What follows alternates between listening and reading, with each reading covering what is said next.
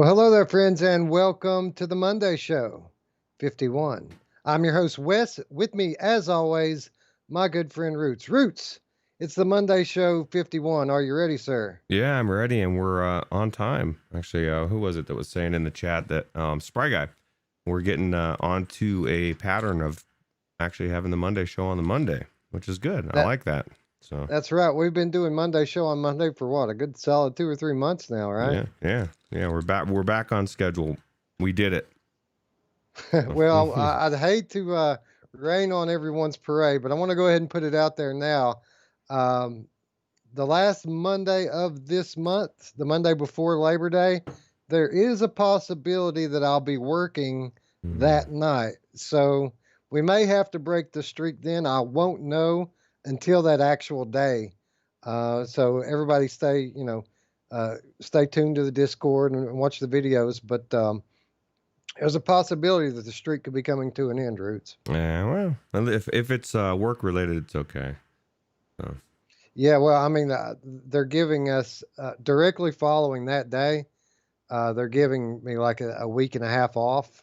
Oh wow. So if I have to work, so be it. But after that, plenty of extra time to put forth into VR and into the Virtual Strangers channel. Yeah, I wish I got that every time I had to work on the day I wasn't supposed to. I got a week and a half off. That'd be nice. Yeah. Well, I mean, it's nice in one way, and in another way, I'm, got to apply for the unemployment and depend upon the government to pay the bills. But the time at home, the time with the family, the time with my VR headset, invaluable. Yeah, very sure. Anyway, Roots, a banging Monday show lined up today. It's been a while since we actually had a Monday show where we got to talk about two brand new games, but such is the case today. And luckily for you and I, two pretty good ones, huh? Yeah. Actually, I really enjoyed both of them, especially the first one we're going to be talking about, and was very surprised at how much I enjoyed it. So. Yeah, a little different than the stuff that we normally play, and a little thank you to the viewers that are showing up and everyone who's going to be watching the video tomorrow and the next day. We've got an extra copy to give away, and we'll talk about how you can win that in just a moment. But first, I want to say hi to everyone that's filling out the chat. Looks like Jim Hall's in the house.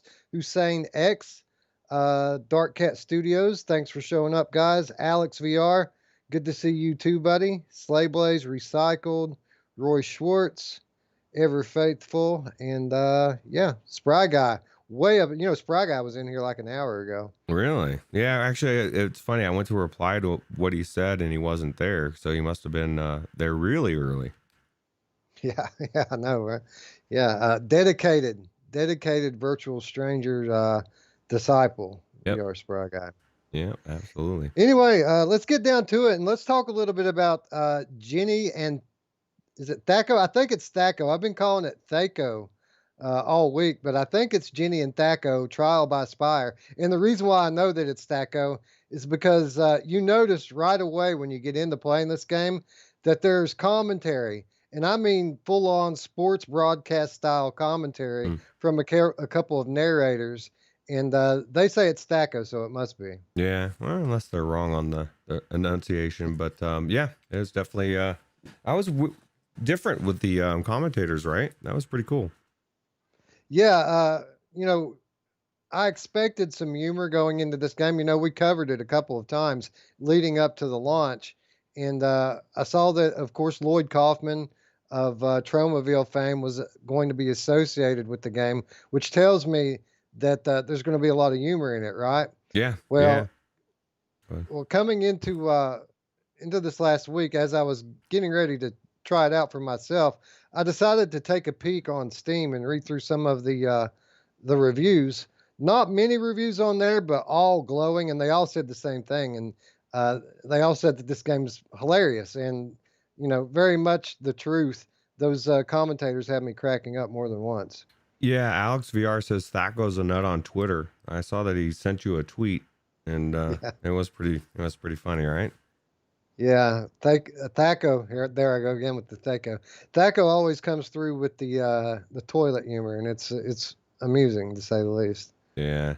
No, I was surprised at like not only at how good it looked, but how much fun I had playing it. Now the you warned me going into it that I needed to expect a little bit of learning, and you weren't wrong. Like I even just the fact like it took me 35 to 40 minutes to realize that I'm not crossing my arms like this, that I'm crossing them like a genie, because I was like, why is this not working? And then as soon as I figured it out, I'm like, oh, I'm a genie, duh. Once I crossed my arms the proper way, it was easy. It worked. So that's the thing. It's like once you figure out the moves and you've got them down. Until then, it's me, Roots, doing this, over and over again. But yeah, it's definitely different, and was so far a lot of fun. Yeah, that was one of the things I thought was really funny right off the bat. And what Roots is talking about here is normally, to confirm something in a video game, you just press X, right? Not the case in this game. If you want to confirm a menu selection or go on to the next wave, you literally have to do the I Dream of Genie head nod. And those of you who remember that television show, Genie would always make, her magic come to life by crossing her arms like this and bing. So literally, that's what you have to do time and time again in this game, and it's just hilarious. But to what you were saying there, absolutely it was my experience as well. That there is a bit of a learning curve with this game. Now, it may just be the fact that neither you or I are really the tower defense type. We don't normally play these kinds of games. So when I got in there and you go through a pretty lengthy tutorial, not very much of it sticks right away. So you have to really get in there and put it into practice before you get comfortable with it.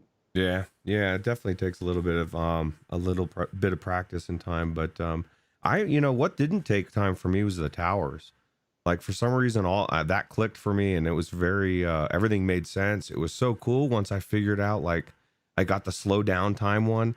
I mean, it's just so much strategy, right? It's because especially when the elves start coming, man, they're flying down there. You got to slow them down. Not like these giants.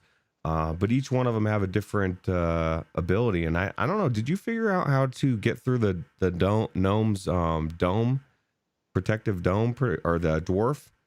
My understanding of the dwarf. See, the dwarf comes out. He's normally in a pack of enemies, and he casts this kind of force field over the troops that are inside of it. My understanding of how that works is if you attack from inside the dome, your attacks will land, but from Hmm. outside they're protected. So what you want to do, or at least the way I dealt with that, is I tried to constantly teleport inside the dome and just attack the dwarf first. Once you kill the dwarf, the force field will go away, and then you can take out the larger group. Okay, that makes sense. So there is strategy to it. Well, that's what I kind of was thinking, what I was doing, but everything started. I did so well, Wes. I was knocking these guys out. I was slamming stuff down. I was the first few waves, and then things started getting out of control. And I didn't make it as far as you, but I definitely want to go back in because not only is the gameplay fun, but the commentary is fun. And what's funny is this: I learned, Wes, how out of touch I am, because when those soldiers were singing and they're singing that song and dancing and everything, marching, one of the people in my stream were like, "Oh yeah, that's Kesha. I think it's Radio Run." And I was like, "Really?" And they were like, "Yeah." Like I had no idea, but it was, I don't know, man. It was pretty funny, I thought. Yeah, I didn't recognize any of that music, but so yeah, I guess that says a lot about you and I. I guess Dark Cat Studios have their finger on the pulse. They're based in Chicago, one of the cultural epicenters of our country, so it doesn't surprise me at all. Really? I didn't know that. That's cool. But as far as the learning curve goes and learning to play, one of the things I discovered when I went back into the game the second time was when you use that book, there's kind of like a spell book in the menu. Mhm. When you place that on the crystal ball, it brings up this menu and it'll show you all the enemies, it'll show you all of the spells. And then from there, you can go into the sandbox mode. And what sandbox mode does is it basically places you down into the tutorial world and gives you unlimited souls so that you can Oh, build and upgrade all that you want. And then you can practice. You can practice the spells. You can practice the towers. You can practice all of it. And then when you go back into the game, uh, after you learn everything, it becomes much more of a strategy based thing. oh man, I didn't know that. Because I was just thinking, like yesterday, I was like, man, I need to practice these moves. Like, I wish there was a way to go in the place and practice them all. And you're telling me it exists, and Roots didn't find it. What was? Yeah, I'm sorry. Go I was ahead. just gonna ask you what your favorite tower was so far, because you've gone a little bit further than me. Did like you unlock more stuff? I guess you must, because there was like things that were locked I couldn't get to. Well, the one thing you have to remember, okay, and for those of you who don't know how this game works, it's very much a game of strategy. You can attack it in a multitude of ways rather. The enemies come at you in waves, and thankfully, you have unlimited time in between waves. So you take one out, and after you take out a wave of enemies, then you have this period of time to fortify your defenses, and you can approach it one of two ways. One is by what Roots is talking about here, by building towers. Towers kind of work like turrets, and they basically defend your path, defend your tower or spire rather, for you. If you don't want to rely on them so much, there are spells that you can use and unlock to directly fight the enemies.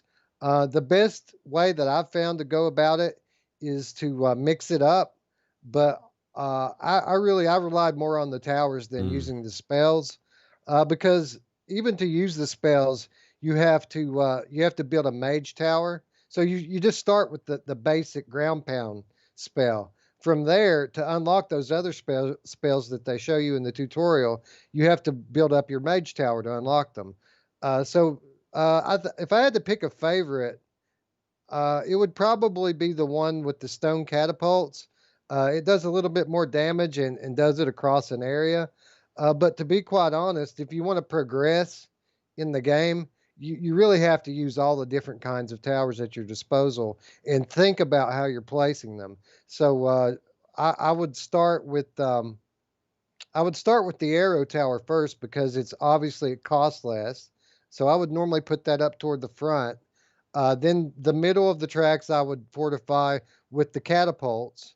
And then as you get closer back to the tower that you're defending, or spire, I'm sorry, as you get closer to the spire, I would build one of those time things back there that slows down time. So by chance, if any of the enemies get by all of my defensives and they're closing in, they'll have to slow down, and I'll be able to go up and attack them with my magic Mm. to kill them at the last moment. Yeah, it all makes sense of why I didn't do very well, because I put the shit next to me, next to my tower. I put the slow thing in the middle, and everything fell apart, Wes. And especially when the giants, like I got to the second wave when there was just tons of giants, and every single one of them just marched their ass right in there, and they took my spire down, bam, and it sucked.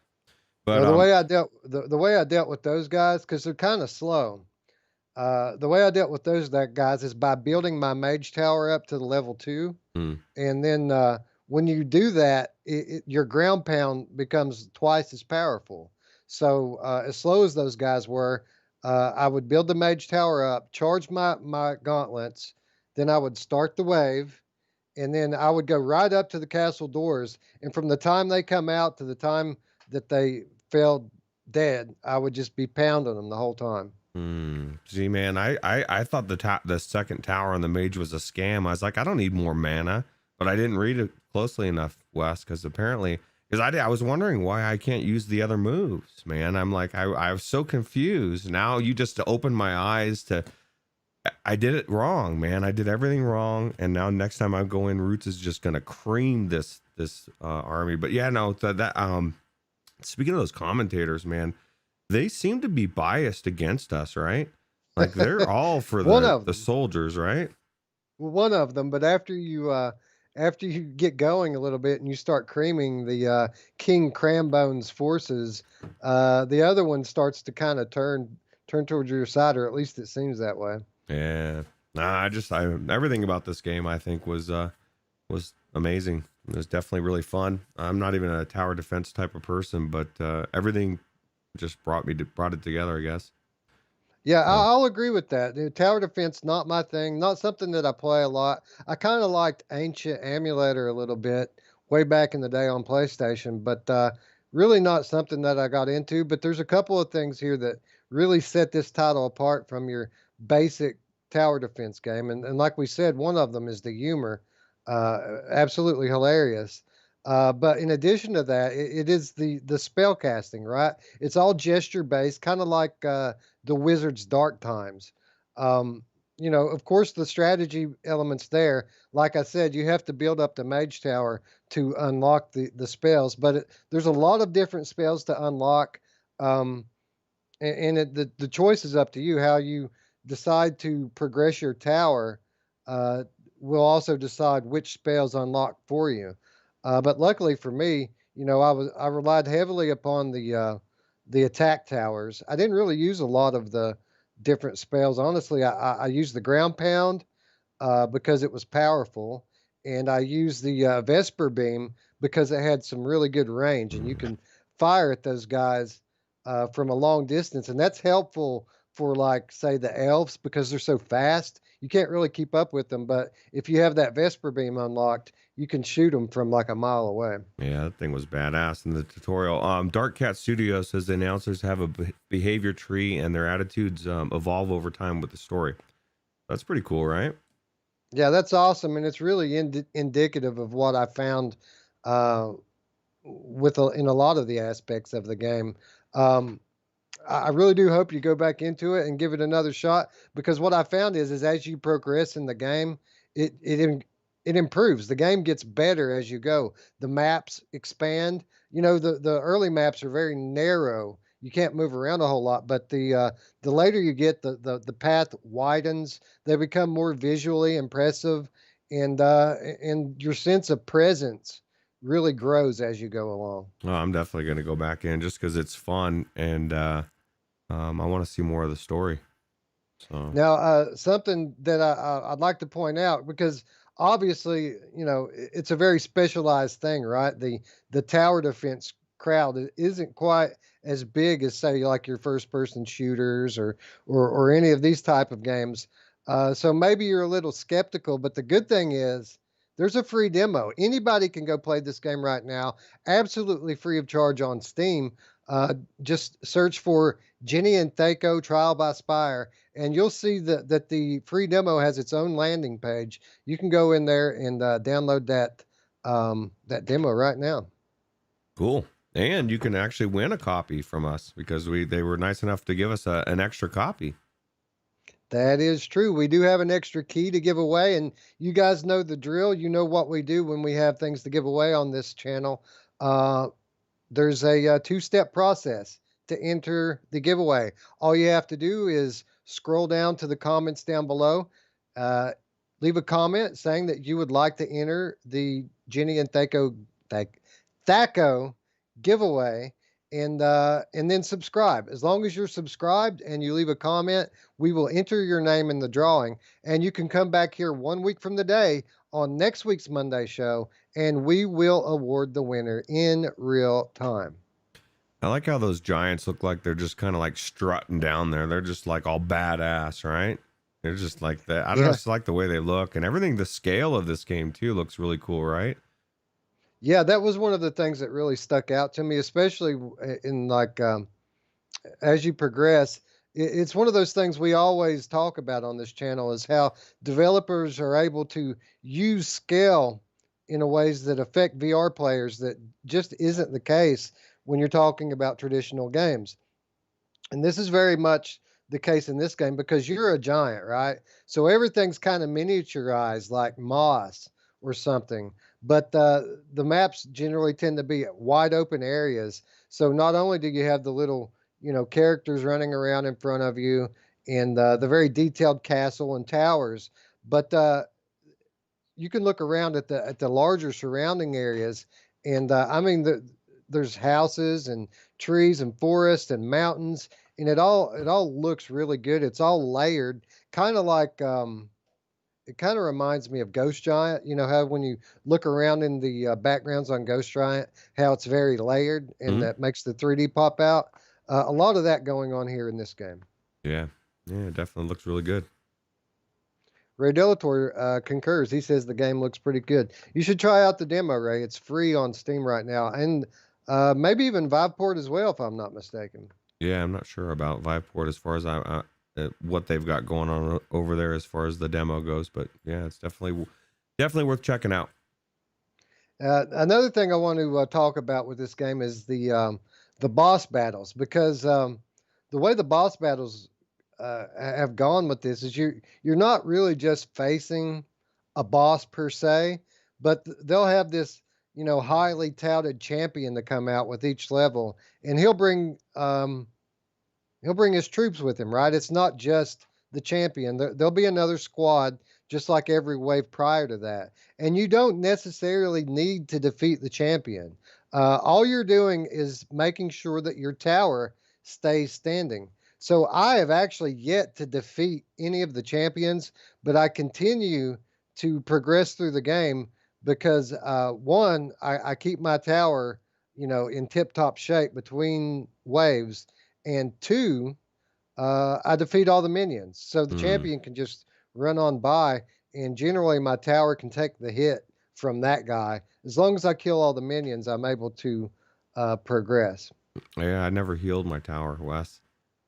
I never healed That it. Damn it! What am I doing? What is Roots doing? I failed, man. Like, I'm embarrassed. Thacko was watching, dude. Thacko dropped into my stream and watched me suck. Um, but no, I definitely I'm gonna heal my tower next time. And I was watching your gameplay there, and I watched those giants strut right in your first time that you went up against them. So you had the same thing happen to me. You must have developed that strategy um, after that one, right? Yeah. Actually, I recorded a second video and I haven't published it yet. I'll probably put it up on the Lethal Weasel channel. Link is in the description down there if you're interested. But yeah, I played through the second level and recorded that earlier today. And yeah, again, this is a very strategy driven game. So you're only going to get better as you go and as you learn the different abilities. But I went back in because I tweeted out this video, the first impressions video, and they responded to me on Twitter by saying that I was about to face the boss. And I took that as meaning that I cut the video off before I fought the boss. But when I got back in, I realized that I actually already had faced the boss. I just didn't defeat him. I let him run right into the tower, Mm. and it didn't matter because again, I killed all the minions, and it allowed me to progress anyway. You know what I thought was really cool about this game, and I wish every game did this, is like I played a little bit at first, or I think I had gone back in or something, and it actually like saved right where like in between, like at a checkpoint or something. And so I didn't have to go back and do as much, like a lot of times they just there's so much penalty for deciding I don't feel like being in VR for at this minute, you know. So it was Right. really cool to go back in and not have to replay a lot of that stuff. Yeah, it's cool. The checkpoint system works well.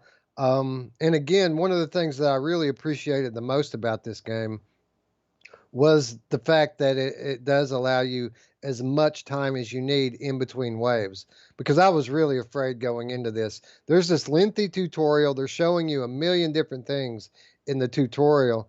And, I'm a noob at this type of game, so not a whole lot of it stuck. And I was going into it thinking, man, I'm going to suck at this game. Mhm. It's going to destroy me. But as time went along, uh, I came to realize that I had as much time in between to think as I needed, which allowed me to kind of talk through it and decide what I wanted to do. And then the one time that I did take advantage of the checkpoint system, um, it kind of allowed me to back up a little bit, just to step back, and then I was able to kind of redo some things a little bit differently, and it turned out to be way more effective than my initial approach. Yeah, you just talked about that at the perfect time, real time, man. Talk about timing. You just did it. in the Yeah, I video. didn't know what the checkpoint thing was for in the menu. I was just like, "What? Is this a save feature? What is it?" So I clicked on it, and it actually took me back a step, and I was like, "Oh, duh! Obviously, it's taking me back to a checkpoint." Yeah, you had But a lot of stuff built up too, man. You were doing good. You had a lot of points, you Or I know. was actually kind of happy to see because now I check, and now I have all these souls that I can use in a different way, Mm. and I go back and check my tower. Yeah, I mean, as much as I had it built up to begin with.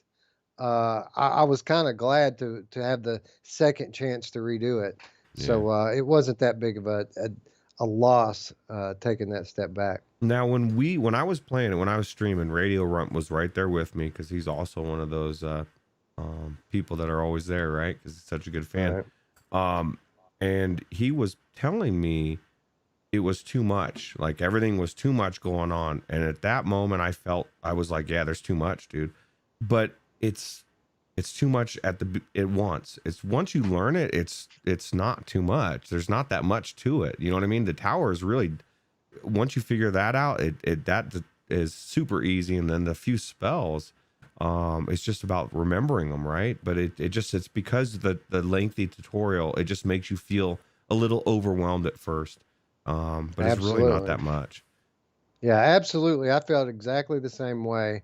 The good thing about it is that the waves of enemies kind of progress slowly, so you don't really need to know all that much. Your tower will pretty much take out the first couple of waves. You really just don't want to collect the souls for very long. You want to make sure that in between every wave that you're adding something into your strategy, whether it be a new tower, a new spell or ability. You want to change it up a little bit each time, and as long as you're doing that, generally speaking, the waves are easy to deal with. The only exception I've found to that are those elves. They're so fast; those guys are very difficult to deal with. So if you don't have um, a nice set of defenses set up when those guys come, they'll generally run right down the path and score. But again, if that happens, it's not the end of the game. You can heal your tower, Mm. and that's very, very helpful. I can't stress that enough to anyone who's playing this game. You want to spend whatever it takes to keep that tower standing because that, at the end of the day, is the name of the game. It really isn't about how many enemies you kill. It's about keeping your tower standing. Yeah, I didn't heal it once, Wes. I feel like I failed, man. I'm gonna heal the hell out of it. Next time I go in, that's all I'm doing. I'm just gonna heal it every time. I mean that Well, makes sense, right? It makes sense. You kind of want to keep your tower alive, but I don't know. yeah. So I would just say this. Uh, as a new tower defense player and as with this being such a diverse and detailed game, it is a bit overwhelming at first, but I would really suggest anyone after the first time playing through the campaign, the first time you get game over, go back out to the menu, go into the sandbox, study up the different spells. You can even redo the tutorial if you need to. Then go into the sandbox and just practice a little bit. After you do that, when you go back into the campaign, you'll have a lot better grasp of the abilities and the different things that you can do, and you'll be a lot more comfortable as you gain experience. You know, was just thinking, Wes, is like both of us aren't really tower defense guys, but we really enjoyed it. Imagine if you were like, if tower defense was your jam. I think people would really, this would be probably the most unique tower defense game you've ever played. So, Yeah, I would think so, but again, not my area of expertise. There may be some one tower defense guy out there going, "Well, what about this game? Oh, never heard of your game, bro. I yeah, don't play Corix, bro." yeah, You know what I'm saying? yeah. But anyway, a great game. Look at those elves. We didn't talk about the nuts and bolts here. Um, Sound wise, visually, what did you think about this game? I just thought everything about it was, I mean, especially visually, it just looked really good. The 3D pop, like you said, sound was just like, I mean, it was good. I don't know. I didn't aside from the story and everything else, I didn't pay attention to too much of the sound going on around me as far as that goes. But how about you? Yeah, I was impressed. I thought it was very polished, and I continually am impressed because we have these independent studios, and an indie game in today's VR is way different than what a indie game was in VR 2 years ago, right? It seems like every time we get one of these new games, the polish level is just better and better and better. And I don't know if Dark Cat Studios has ever done any VR work before, but I mean, visually from a sound perspective, very polished and an impressive looking game. Yeah, I agree. It's definitely And a joy to play. again, exactly, exactly. So again, a big thank you to Dark Cat Studios. See them in the chat there. Thanks for showing up. Thanks for allowing us review access, and thanks for just in general being so cool to us. We deal with a lot of developers here since we've started doing this, but I can count on one hand the number of developers that have been as cool to us as the guys at Dark Cat Studios. So, John, sincerely, I thank you for being so cool, and our community thanks you for the copy of the game that we're about to give away. So, again, if you're interested in playing this, there's a free demo out there. Be sure to check it out on Steam. Be sure to wishlist the game. Uh, Talking to the developer here at Dark Cat, they just reaffirmed it to me. What I tell you guys every week, that it's important to these developers when we wish list these games. Uh, he absolutely agrees with that. It helps to raise the profile of the game. So if this is something you're interested in, when you're in there downloading your free demo, be sure to wish list it as well. And then leave a comment down below. Make sure you're subscribed. And then next week, one of you will get the full copy of the game absolutely free of charge, courtesy of Dark Cat Studios. Yeah, definitely at least download the demo and give it a shot. No reason not to. It's free, right?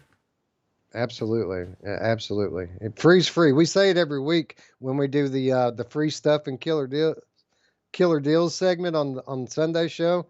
Free's free, bro. And if you can't get if you're not down with free, I don't know what to tell you. Yeah, there's something wrong with you. And I think you'll probably give it a shot. But if you do play it, see if you can do better than Roots, because I think you can. I think you could do it with the one eye tied behind your back. Well, like I said, in between waves, you have unlimited time. So just slow down, take a deep breath, and think, and you'll do just fine. Yeah. Anyway, moving on. This wasn't the only awesome game we played this week, Roots. Not by a long shot, because we also got to try out Moose Life. And I've been waiting on this game to come out for what now, 6 months? Yeah. Sorry, I was answering. Ray Delator was asking what Dark Frequency's name was, but yeah.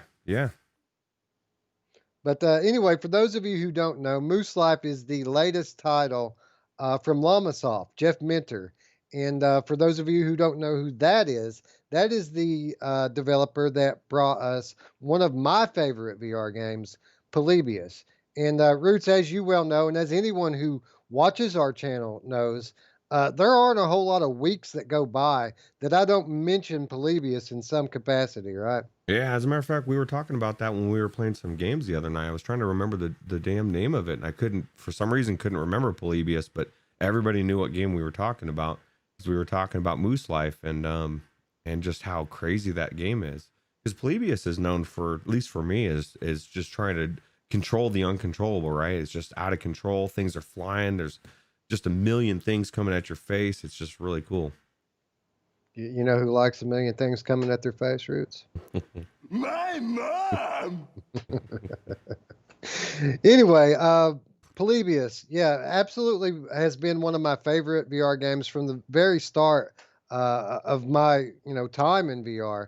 I rant and rave about it all the time. I played completely through all 50 levels in short order and loved every minute of it. And from the time that I completed it, I've always wanted a sequel. I've wanted more levels. So when I learned about the Minotaur Arcade Volume 1, I got all excited, right? And then the game releases, and as cool as Grid Runner was, and as cool as Goat Up was, it was nothing like Polybius. I mean, it was a cool way to burn time, a nice palate cleanser, but it was nothing like Polybius. Uh, so then we get Moose Life, and I discovered this game months ago by following Mr. Mentor's YouTube channel, and immediately I recognized that this is going to be a lot closer to Polybius than either of those two other games were. And in playing it this week, um, I wouldn't say that this game is Polybius, but there is a lot of Polybius in this game, right? Yeah, it's very similar, but it's different, which is good. You want it to be different, right? I didn't want to play Polybius again. I wanted to play something different. And what I found was different about this is you actually control your speed. You can go forward, you can go back, and in the beginning, there's no real penalty for that. But pretty soon you find out there is a penalty because stuff starts spawning, or you just end up smashing into stuff. So you can't just willy nilly be going backwards. And then you got the pills at the same time that are coming, and you're trying to get those pills, and you're flipping up down, going forward back, trying to get those pills. I don't know, dude. There's so much going on in this game, but I loved it. I know Jim Hall was watching me play, and he said, "Yeah, this isn't his type of game or whatever." And I get it. Not everybody's into it, but for me, just the fast paced, everything going on, and there's so much. Visually, it was just so beautiful, and then what I was saying is anybody that says the Rift S doesn't have good colors in VR can just put this game. I mean, it was so visually stunning to me. I enjoyed every minute of it. What was kind of just made me upset is I got into Free Ride, Wes. I was playing it, and I was like, why? When does this game end? Like, there's no penalty. I got into the 33, our favorite number 33. Right. I got to 33, and then I realized I don't think I'm doing the actual game, so I restarted it and did a normal mode, I think it was, and then I made it to level 9 or something, but I didn't make it that far. The one question I have for you, and maybe you don't know the answer, what is the difference between the regular game mode and pure mode? Because I tried Okay. pure mode, and I felt like it was almost the same, but there's got to be a difference, right? There is a difference. It's the same difference as in Polybius. Polybius has the same setup. So classic mode allows you to continue from where you left off. So it'll log your top score. It'll log the number of lives you have, and it'll log each level that you complete. So when you come back into classic mode, you can pick up where you left off. Hmm. Pure mode, you always start with level 1 and you just play until you get game over, and then Hmm. that's it. It'll log your high score, and then you start over again. It's more I played this arcade, game. right? More arcadey. Yeah, a little. Yeah, exactly. It's more like an arcade game. So I've always played classic mode, and I played 2 sessions in Moose Life. I got killed twice each time, so I've played the game a total of 4 times. Um, and this last time I played, Uh, I always start from level 1 anyway, but I was in classic mode. But I made it this last time to level 25 roots and got a nice high score. Hmm. And I was kind of kicking myself at the end because I'm pretty sure that if I had chosen pure mode instead of classic mode, that I would have placed on the top 10 leaderboard. Wow. So I think I'm going to play again later tonight. And I think I'm going to be playing in pure mode when I go back into it because I always like to start at the beginning anyway. I like to build up as the game intensifies. I like to kind of build into that instead of starting all at once. Yeah. See, I'm kind of the same way, although I want to beat it first. How many levels are there? Because, like I said, I got to 33, and it seemed like they kept coming. It's like, man, Yeah, I don't know. If it's like Polybius, there'll be 50 levels. So I think I've probably played through half of them. wow. It says Onakazi says Jonathan Blow streamed it for 5 hours straight, apparently in 2MD or 2D mode rather. So Yeah, I guess it's a long game, right? Yeah, I would tell Jonathan Blow and I would tell Jim Hall that do not judge this game in 2D. This game is all about the 3D. And if I had to describe just these Lomosoft games in general, I would have you imagine a scenario where you get trapped in a classic 80s arcade, right? And as the days go on, you start to get hungry and you look for food, but the only food that you can find or psilocybin mushrooms. Mm. And eventually, as you start to hallucinate from lack of food, you finally decide to bite down, bite the bullet, and start eating these mushrooms. And then what happens from that point forward, I got to imagine is something very much akin to Moose Life or Polybius. It's funny you say that. The 2D mode it doesn't do it justice. When I was pulling this video for the OBS, I was watching this video and I was thinking this doesn't look that good, and I just played it yesterday, dude. You know what I mean? Like, it's weird, dude. It's weird that I was just in this game yesterday, blown away, and then I'm watching it back 2D and I'm thinking, it looks okay. But I have the memory of how good it is, thank God. But so I agree with you. Definitely, Jim Hall, don't judge it just by this. I mean, I'm not saying run out and get it. If you're not into this type of game, you're not going to be into it. But it's kind of like a futuristic VR version of Defender in a sense, like in a different way. And it made me kind of think, how cool would a VR version of Defender be? Which I'm sure will come at some point. You know, we're going to be playing, Warlord in VR at some point. I don't know if you ever played that on the Atari or not. You had the four things in the corners, but anyway. But yeah, no, it's definitely an amazing game, visually stunning, the audio, everything about it. It's not Polybius, but it's I think it's different in a way that makes it almost as good as Polybius, but Polybius is, it's Polybius, So. Yeah, I would describe it as if you were to get sucked into a early 80s arcade machine and then it started to malfunction. It's very much like that. But you have to play it in VR, and here's the reason why. It kind of defeats the purpose doing it on a 2D screen. It's almost cheating to do it on a 2D screen because the entire challenge of Moose Life is the same challenge that you find in Polybius. It's all about focus and concentration. It's about being able to phase out all of this audio visual stimulation that it throws at you to focus in on the things that you need to see. And if you were doing it on a 2D screen, I got to imagine it's going to be a lot easier to focus on what you need to see. But in VR, it's just mind blowing. It's just everywhere, and it's really is overwhelming from an audio visual standpoint. Well, because even the visuals of your bullets changing when they change into like all moose and they're thick and they're like, it just looks so cool, and you like get distracted by it, and the next thing you know, you're smashing into stuff, and then you only have 2 lives left and you're freaking out. But I can't imagine getting to level 25. Did you say it was 20? Yeah, 25. That's where I made it at last time. Well, I think I'm going to but I was on free ride. Right.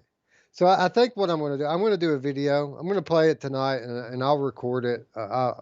I'll probably put that one up on the Virtual Strangers channel, so stay tuned for that. And I'm going to see if I can place on the pure mode board. But if they're letting 2D players on the same leaderboard, it's kind of almost not fair. Yeah. But for those of you out there like me who are big fans of Polybius, you probably already have this. But if you don't, this is very much like Polybius. It does not have the speed that Polybius has. It does not have quite the level of polish that Polybius has. But with that said, it does have the the audio visual psychedelic mindfuck that Polybius has. Almost everything that you love about Polybius is in this game, and in fact, it uses many of the same assets, like those pills, for example. Those were in Polybius. Mm-hmm. That ball that the sheepies come in, that was in Polybius. So it's a very similar experience to Polybius. Only this one's a little less about speed and direction. It's a little bit more about the shooting. But again, the object of the game is the same. It's to focus and get as far as you can. Yeah, it's fun. And it's got a good leaderboard, so now we want to get on there. I want to see you and Mamefan battle it out.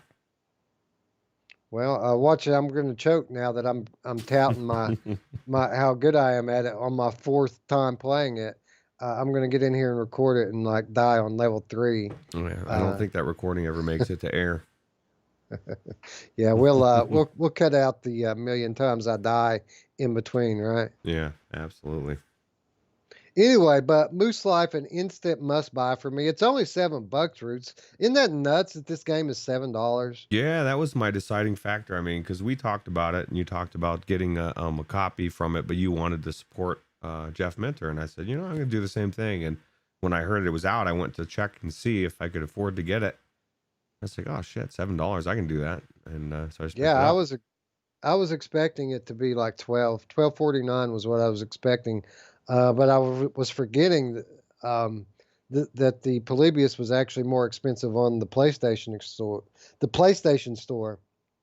And once it came to Steam, it was actually a lot cheaper. So I think that's what's happening here. And I got to imagine Moose Life's probably not out on PlayStation yet, but when it comes, and it will, it'll probably cost a little bit more on the PlayStation store. Slave Blaze says it's a little bit more pixelated than Polybius. A little bit disappointing, but for $7, who cares? And what I would say is it's more. It's just like a earlier generation of these type of graphics. You went back 5 years and played an older arcade game, and you got sucked into that one instead of Polybius. I didn't notice the graphical fidelity being any less. I know on the 2D you notice it probably a little bit more, but I just to me it was visually stunning, and I don't think anybody's going to get in there and say, oh, this is a little bit more pixelated. So I think your point is perfect, Slay Blaze. It's $7, and I guarantee you're going to get in there and you're not even going to worry about how pixelated it looks, because it doesn't when you're in there. So yeah, I totally know where he's coming from. Yeah, basically.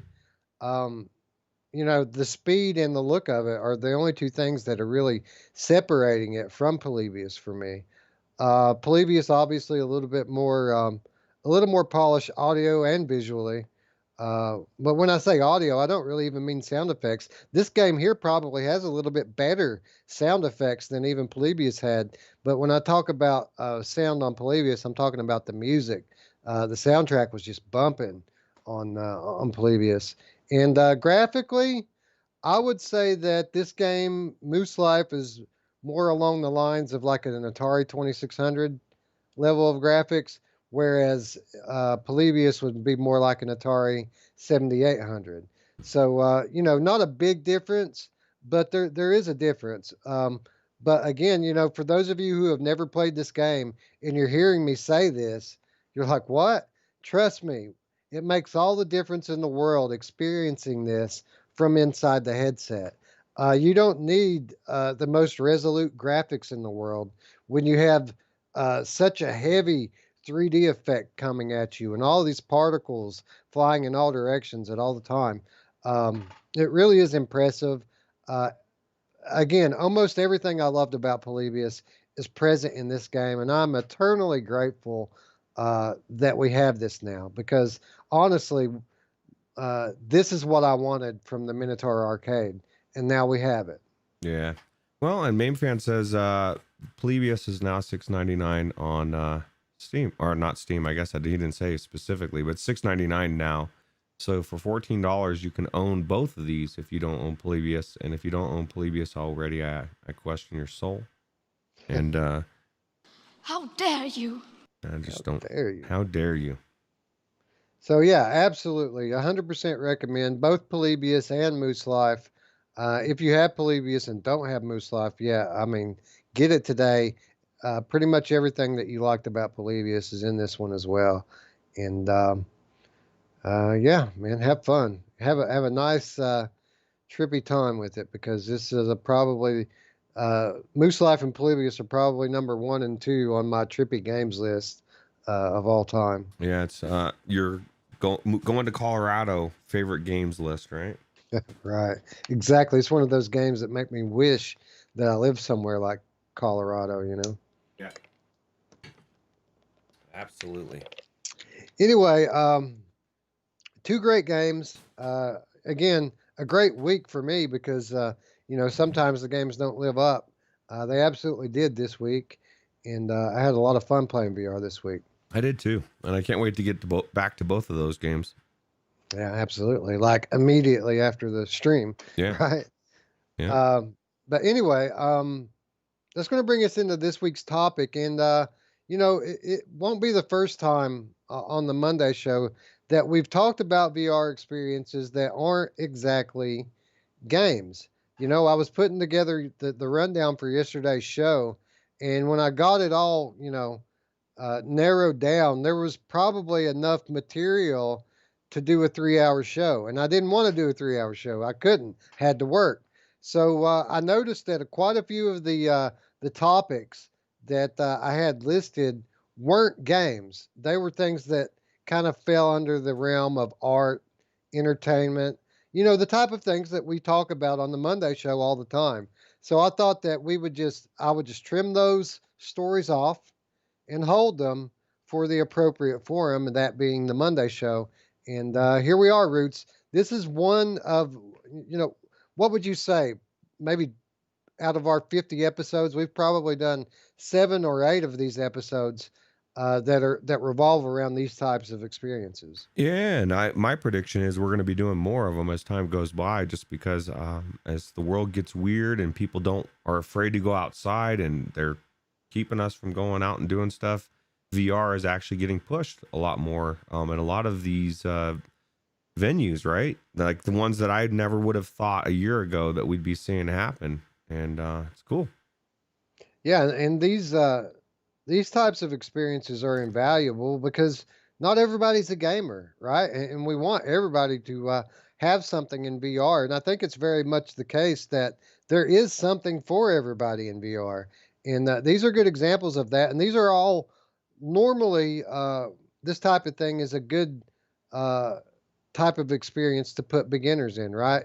Because it allows people who aren't maybe the seasoned gamers that we are to enjoy something that they've never had a chance to experience before. So not only is this are these types of experiences, um, a lot of fun for us, but these are things that can be enjoyed by anyone. Your grandma can enjoy, like Wolves in the Walls, Mhm. for example. And that's a perfect example of like older people, because as I've said before on the show, I talk to a lot of people, a lot of customers in people's houses, and so I'm always asking them about VR just out of the blue. What do you think about VR? And most of them, especially older, are like, they have no idea what the hell it is. I have to tell them, it's that thing you put on your face. And then I go to the Sistine Chapel and I go to these museums, and I tell them, look, it's not all about games. Like a lot of people have this big misconception that it's all about games. It's all gaming. And yours eyes and mine, we've said before, were opened up when we went into the wave, and everybody there, like somebody said, oh yeah, I got the Cosmos, and they didn't even have any games. They bought it for the wave. And we were like, what the hell is happening here? So the big misconception as gamers is that this is it. This is why everybody gets a VR headset. And there's people out there right now that are dreaming of going into a museum in VR, or catching a concert, or just whatever. Like the other aspect of all that media. And like I said, society's pushing it now, and so I expect it to blow up. Yeah, absolutely. You said it there, man. The more isolated people become, and the less that we can actually go out and do things, the more valuable VR becomes as a medium, because it allows us to experience all these different things. Um, and you mentioned a few of the really good ones that we've discovered, through the time that we've been doing the Monday show. The Wave is amazing. Um, the even like the Holy Land, I thought that was really cool as well. Or like Wolves in the Wall, for example, another really great one. Um, Delirium Drew says, "What's the Wave again, dude? You have to go download the Wave now, and let me know when you get it installed, and we will go into it with you. The Wave is a free to download and install music platform, for lack of a better term. But there's so much more going on in there than that. It's a place for people to meet, enjoy live music, enjoy recorded audio visual experiences, and just socialize in general. And it's so many different things. It's just an amazing piece of software, and it's mind blowing that it's actually free. Yeah, we've spent some special times in there with Mepper and a couple other people, right? Like we spent a lot of time in there for a while. We need to get back in there. Yeah. So he says he's on Steam at the moment. Where do I get it? It's It should be there. Wave. Wave should be Wave VR. Yeah, it's called the Wave Beta or something like that. So yeah, man, I'll send you a link after the show if you still haven't found it. It's an amazing piece of software, and you should go. You should go with a friend, dude. They have live events going on in there multiple times a week, but the pre-recorded stuff was really the most impressive thing that I saw in there. Some of those pre-recorded musical experiences, in my opinion, are the future of music. It really is amazing. Delirium Drew says he just picked up Polybius for $6.99. What a good deal. You know how many copies of Polybius this show sold? Quite a few, right? Because every time we talk about it, a couple people say, I'm finally going to get it. Yeah, we were probably single-handedly sold at least 20 copies of it, if not more. Yeah, that's cool. Yeah, every time we talk about it, somebody buys it, and it's good. They should. You should buy Moose Life while you're at it. For $7, dude, it's definitely good. I mean, I think I paid 15 or 20, and it was worth it. You know? Yeah, absolutely. But anyway, let's hop in here and talk about some of these stories, Roots. First, I want to talk about a title that most of us are already familiar with. We've talked about it a couple of times on the Virtual Strangers show, and that is Gnomes and Goblins. Gnomes and Goblins is the work of Wes VR in collaboration with Jon Favreau, who is the director behind such films like Iron Man, as well as the Disney Plus series The Mandalorian. Obviously, with a big name like Favreau's attached to it, Gnomes and Goblins instantly grabbed headlines when it was announced in 2016. A free demo was released showcasing the miniaturized fantasy world, and that demo is still free on Steam to this day for HTC Vive and Valve Index if you haven't tried it yet. Many thought the project had been shelved until out of the blue, around 6 months or so ago, a tweet was teased and a website appeared saying, coming soon. So, Roots, this was something that was fairly notorious when it came out before I was even in VR. But then it just kind of disappeared until this last year where WeVR started promoting it again. And we've learned that the project was very much still alive, and that they've been working on it pretty much this whole time. Wow. I have not tried the demo. I need to. Part of me doesn't want to. I just want to go into it fresh. But how cool is this going to look with all the scale and like you said, the pedigree of the guy making it? I mean, it just sounds amazing. Yeah, it really does. And the more I read about it, the better this thing looks like it's going to be. So basically what I've done here, this little segment, this is based on an interview that was actually published on the VR Focus website. I want to give them proper credit. This is their interview. They interviewed WeVR's Jake Rowell, who is the director and executive producer of Gnomes and Goblins. So basically, I've got a bunch of quotes here from this executive producer, and it lets us know a little bit about how this thing's coming out. And one of the coolest things that, or the biggest takeaway rather, that we get from this interview is that this is going to be WeVR's biggest project to date by far. And that includes titles like The Blue, which we've talked about on this program before as well. So this isn't going to be some 10-minute deal, Roots. This is actually going to be a fairly big production. Oh, how cool. I'm waiting for like the full length feature movie, or just something that, I don't know. There's just so much. I get so excited when I see stuff like this because we're so close to being in the experience of the movie, we have these short little clips like Ghosts in the Walls or Wolves in the Walls that are amazing, or this, but I want a full length feature. I think it'd be cool. Yeah, and I think that that's basically what we're going to get here. Now, Wolves in the Wall was actually pretty lengthy once you got all three parts of it. It's true. It was a pretty good size little deal, and I think that this one is going to be similar to that, or even like a Vader Immortal almost. But the big difference here, from what I can tell from this interview, is that you're going to have a little more freedom. But we'll get to that in a moment. I want to go ahead and announce probably the biggest quote time we've ever done, and it starts right now. So we're going to start reading through some of these quotes.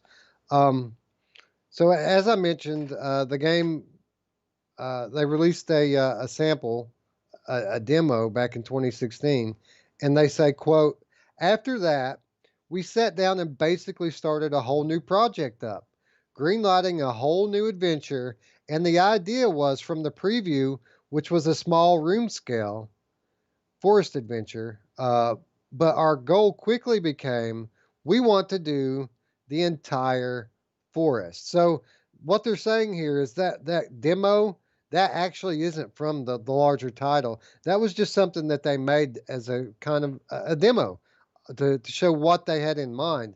But whereas that little village that everybody fell in love with was so cool, they're not just doing a village here, Roots. They're building the entire forest out. Wow. I feel like I missed out, Wes. I want to love the village. I never saw it, and I may not be able to because I noticed you didn't mention Oculus Rift support. Mepper says he'd like to play, but the demo no longer works on Windows Mixed Reality. I read that. My heart dropped because Roots might not be able to play the demo. I don't have a Index. I don't have the HTC Vive. So I don't know. I don't know what to do, Wes. We need our own tool, don't we? Like you know how they have Revive? We need our backwards Revive, right? That allows us to play stuff that is not compatible with Oculus. Yeah, it's bullshit. And until then, I say we boycott all. No, just kidding. We need to somehow block them from using the Revive. Yeah, I know it, right? You guys, no Asgard's Wrath for you assholes. Yeah, what the hell are you guys doing? Anyway, next quote. We know that it's a lot larger than the preview, like 10 times as large, but it's not as large as we probably would have liked it to be sometimes. John had some very big visions, but we've set it up for the future of the franchise, so there's a lot of promise. So basically what they're saying here, as big as it is, they wanted to do even more, so what they did instead was set it up for sequels. So if everybody buys it, if everybody loves it, we're going to get more. Oh, wow. Do you know what the cost is going to be? Like $70,000? I don't know if I can afford that. I don't know. I got to imagine it's going to cost a little bit, though, with the kind of talent they've got behind it. Yeah, well, I'll tell you what, man. We're going to be talking about another title today, and I guarantee it's probably not as good as this is. And it was $8, and it was worth it. So I would imagine even $20 for a really good experience. I'd pay it, So absolutely, and we talked about that with the Holy Land. That was such a good experience. It demanded a $20 price tag, and even though we played it on Viveport, I mean, it was the amount of content and the level of quality was there, and we recommended that to people for $20. Yeah, yeah, absolutely. Quote, "It's a VR interactive experience. We're not trying to make a movie. We're not trying to really make a full-on game. There are game features and aspects to it. We do have a collectible system. We do have different interactable items that you can progress throughout the world. There are movie elements where there's a high-level story narrative that you're following through the Goblin, your own personal hero's journey in a lot of ways." So basically what they're saying here, Roots, is this is very much going to play out like a lot of books and movies do, where you're on the hero's journey, right? The classic literary, uh, theme, the hero's journey, where I don't want to get into explaining what the hero's journey is. If those of you who don't know, just Google it, and you'll recognize it immediately. But very much like an interactive movie here, Roots. But like Wolves in the Wall, for example, or Vader Immortal, a lot of interactivity here as well. Cool. Yeah, dude, I'm excited for it. Do we have a date on it? That's the question. Later this year, so we're going to get it this year. Wow. Well, we're running out of years, so there's only 3.5 months left. Absolutely. Yeah. Quote, we want you to be you. We don't want you to role play like you're Mario or some other character. You're walking into this VR world as you, and you decide how you want to interact with it.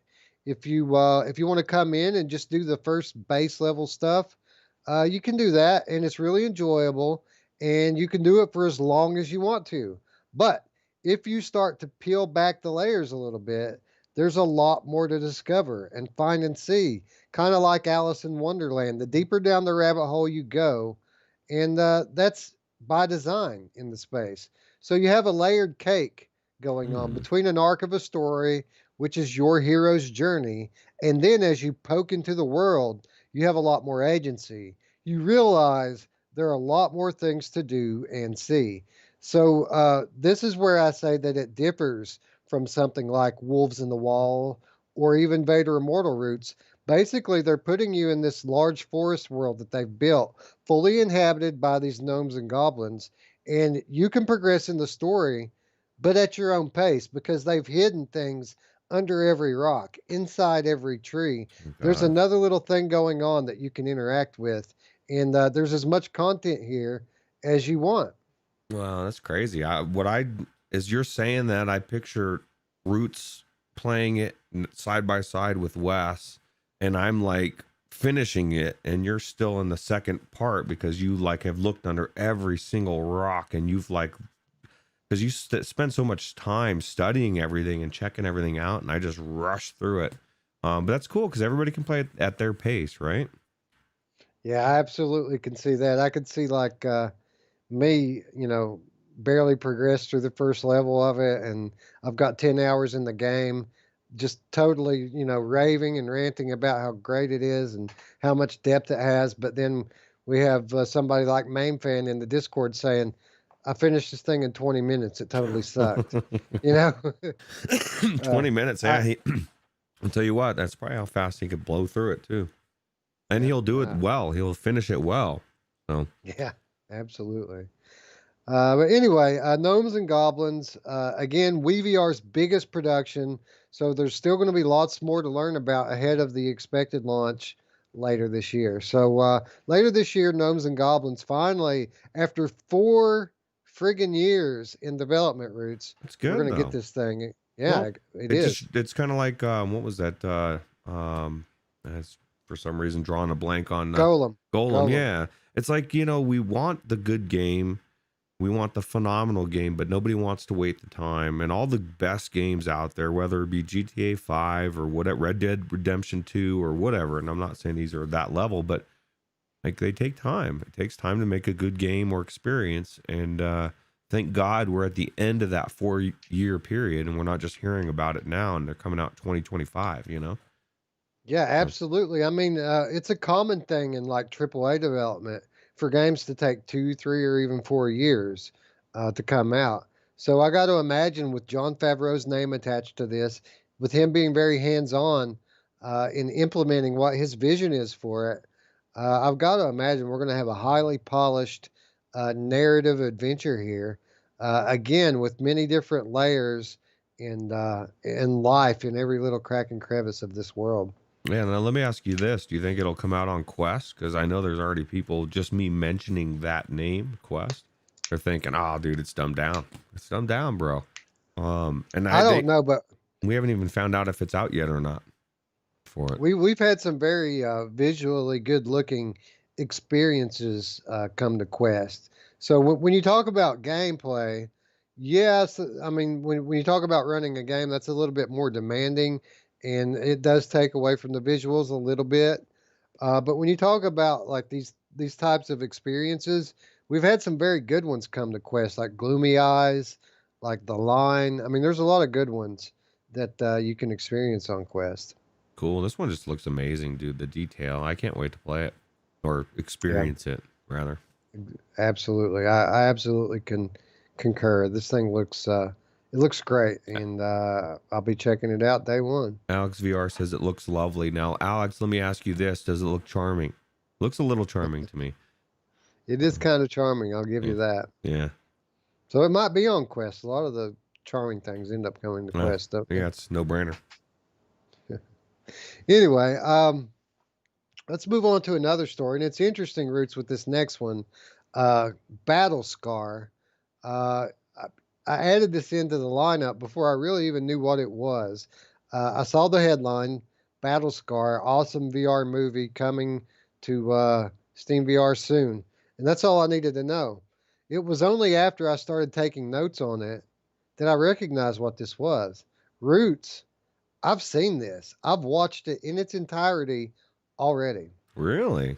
Oh. When did you do that? Because this is Tribeca Film Festival 2018. That was like before the Ding, Cove. ding, ding, ding, ding, ding, ding. I watched this in the Museum of Other Realities during the festival, during the Can XR festival. Remember? Wow. I just say that's what's funny is like I remember you telling me, Roots, you missed all the good shit.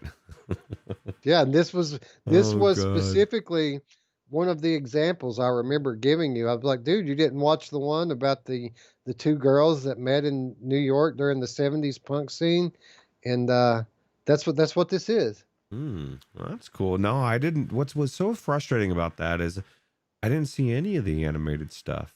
And Yeah, you went to like I, literally the one part of it that sucked I went to the is where shit you went. wing, dude, and I spent like an Yeah, hour in there. What a bummer. And then I found out that this stuff was there. You were like, "Oh, dude, it's over." And I was like, "Oh man, like I guess I'm getting a chance to watch it again, but now I got to pay for it." yeah, man, it really is good. And we'll talk a little bit about that. For those of you who don't know, Battle Scar is a searing, explosive VR feature that thrusts you into the disgruntled spirit of the late 1970s New York punk scene. By the way, the article that I'm quoting is actually um, it's about a 6 months ago, maybe even a year ago article from Upload VR. So you can search Battle Scar on Upload VR and you'll get the long version here. But besides its lengthy 30-minute runtime, it is relentlessly paced, barely letting a minute pass before radically switching up the storytelling styles. So that was really kind of the hallmark of this experience here, Roots, is they never quite let you get settled in it. They'll give you this little piece of the story from this viewpoint, and then before you know it, that whole thing's turned up on its head, and you're somewhere else. Something else is going on, and they're telling the story in a different way. It just said punk was invented by girls. Is that true? I don't know about that one, dude. Maybe, right? I I don't. don't know. Yeah, maybe, perhaps. We can't assume, right? Who Well, knows? Maybe the Ramones and like the Sex Pistols. Maybe those were girls, and we're just assuming the wrong things. yeah, well, you know what they say about when you assume things. That's exactly right. Anyway, the plot follows Lupe, a young Puerto Rican American voiced by Rosario Dawson, who happens upon the ferocious Debbie while flirting with a New York jail cell. Taken under her wing, Lupe bonds with Debbie over disillusionment and outrage as they plot to bring their plight to the stage with repetitive thud of punk rock music. An assortment of misadventures befall them along the way. So Roots, Rosario Dawson, another example of a big time Hollywood name getting involved in these VR experiences, and I love seeing it. Yeah. Well, I used the example a couple weeks ago, but there was a time when television shows didn't have Hollywood stars in it, and then you started to see them here or there, and it was like a big deal, and then all of a sudden it was like every star was in it. I kind of feel like that's where we're at. Before long, it's gonna be hard to find a game that doesn't, unless it's indie, that doesn't have actors, especially if nobody's going to the movies, dude. What are these people doing? You know, these movies are all bombing. Every movie that comes out sucks. So this is a whole different venue, and voice acting is a lot easier than I would think than acting, right? So. Yeah, and honestly, it's just the production quality here is the main draw of it. The story itself is just kind of okay, but the way that it's told is really what sets this thing apart and makes it worth your time. Visually, audio, voice acting, it's all top notch, and the style again. I can't emphasize enough how many different styles and techniques they use. It really is all over the place. What if I don't like punk? Is it still a good movie or thing? Yeah, I mean, it don't have a whole lot to do with the actual punk rock music. It's really more about that that scene when punk was new and coming up in that New York punk scene way back when. Okay, just let me clarify. I'm not saying I don't like it. I'm not telling you if I do or don't, but You're just playing devil's advocate. Yeah, exactly. Well, so it's still a good thing to check out, but is there a cost on it, or did they put the price? I don't know what the price is going to be, but I don't know. I would say this is probably going to go somewhere between $5 and $10, if I had to guess. Cool. I'll have to check it out since I missed it. Yeah, absolutely. So I'm going to go ahead and re-invoke quote time here. We've got a few quotes from the creators in talking about their inspiration here. Okay. We started seeing VR films out there and VR experiences, and we're like trying what we didn't like of them, and how can we do the film that we want to see in VR? I just wanted to come with ideas like what we think should be the experience of getting in a headset. So that's Battle Scar for us, a big playground of exploration and ideas, narrative, framing, and I think pretty much everything that we come up with ended up in the film. So basically what they're saying here is just what I've been alluding to. They didn't leave anything out, Roots. They did everything that they wanted to do over the course of this film. Cool. Well, it sounds like it's really good. Sounds like they, like you said, they took inspiration from what other people did, and that's what everybody should be doing. It's like, okay, what did they do that I didn't like, and then let me fix it, right? Right, exactly. Slavely says, are the Ramones considered punk? Because that's about as close to liking punk as I can get. You know what, dude? I consider the Ramones punk. Certainly a lot more punk than like Green Day. Everybody now, if you ask them about punk, they say Green Day's punk. Green Day is not punk. Not even close. Yeah, I don't even know what punk is anymore. Punk's dead, bro. Yeah, VR is dead. You didn't hear? Yeah, I know, right? It's perfect, right? Yeah. Punk and VR can be dead together now with Battle Scar. Yeah, and Battle Scar, they can die together. Anyway, there is no time for interactivity in Battle Scar. There are no moments to linger, to lean in and wonder if you can pick up the drumstick resting on the desk or strum the guitar sitting next to you. This isn't a world. It's a slideshow, kicked and bashed together to demand the viewer's attention at all times. Quote, because you don't have the director's point of view that shows you how to go from one place to the other. So what we wanted to do is just the opposite. If people want to see more, then they'll just need to see it again. So basically, the thing goes by fast. It constantly has you off balance, Roots. And instead of letting you linger and explore, they're saying, if you want to know more, you just have to watch it again. Well, it's a good thing you bought it because you can watch it as many times as you want. Yeah. Or it's a good thing that I watched it a couple of times when it was in the more, so I don't have to buy it, right? Yeah. I think I'm going to have to buy it, Wes. Damn it. I should have watched it. I don't know. These guys seem pretty cool. They may send us a copy, right? That's true. Yeah, that would be cool. Send us a copy of Battle Scar and Roots will be happy. I'll give you the thumbs up. Right. All right. Anyway, Battle Scar has been listed on Steam VR for release in 2020. There's no exact date yet, but the Steam page says to expect it towards the end of the year. They're saying fall, Roots. They haven't said exactly when it's coming out, but they expect this to come out in the fall. So not too much longer to wait on this one. And for those of you Quest owners out there wondering if maybe you might get this one on Quest, this production company actually released Gloomy Eyes as well. So it's a very good possibility that we see it on Quest because we saw Gloomy Eyes on Quest. Yeah, cool. Yeah, absolutely. And Roots again too. This is just the type of thing that pops up on Viport all the time. So yeah, I'd be surprised if this isn't on Viport. Yeah, I'd be surprised. Perfect. Yeah, absolutely. Yeah, the line, the other big experience I talked about during the More exhibition. It's coming to Viport. They've already got the coming soon thing up. So you guys will be able to check that out pretty soon. You need to make me a list of all the things coming out that Roots needs to check out that I missed in that museum. Yeah, you know, like this, if it's anything like this one, I'm going to forget about it until I see it again. And then I'll be like, oh, yeah, that was pretty cool. Yeah. There was one called Gravity I really liked, too. It was pretty cool. It was a little bit shorter. Listen to Wes. He just keeps rubbing it in. Here, there's another one you missed, Roots. No, I'm just kidding. Anyway, let's move on, Roots, and let's talk about this one that you actually picked up. You know, I was actually going to ask for a key to this next one, but Roots went ahead and took care of that for us and bit the bullet and bought it for us. I'm talking about a title that goes by the name of Terminus.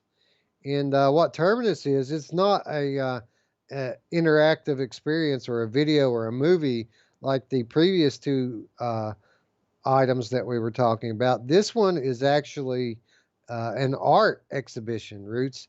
And this is just the type of thing that you would expect to see in the More, right? Yeah, no, this was cool, dude. I went into it before the show just to watch it because there's 5 different segments. I think the whole thing took me about a half hour to do. And this is, I mean, I'll shout out Fast Lawyer just because he's got a pretty good channel, and this is the video that I used for his thing. And when his video, he goes, you know, into good detail about it. But it's just cool, man. It just felt like I was being taken through a journey of somebody's mind almost. And the way you're doing these different exhibits or whatever, there's just so much going on, and you'll be moving for a while and you'll stop, and I don't know, it was just really different and cool, very psychedelic. Yeah, it looks awesome. Slaveway says he just Googled, is Punk dead? And let me tell you, that's a rabbit hole you might not want to go down into. Brother, don't I know it? That's the reason why I was bringing that up a moment ago. The whole Punk is dead thing is it's a little out there, isn't it? Yeah, it's crazy. But that's what VR is dead is going to be in 20 years, Roots. It's going to be all whacked out and crazy, like Punk is Dead is today. I think people will still have Linus attached to it. You want to really get your mind blown, Slave Blaze. Google Paul is dead. Check that out.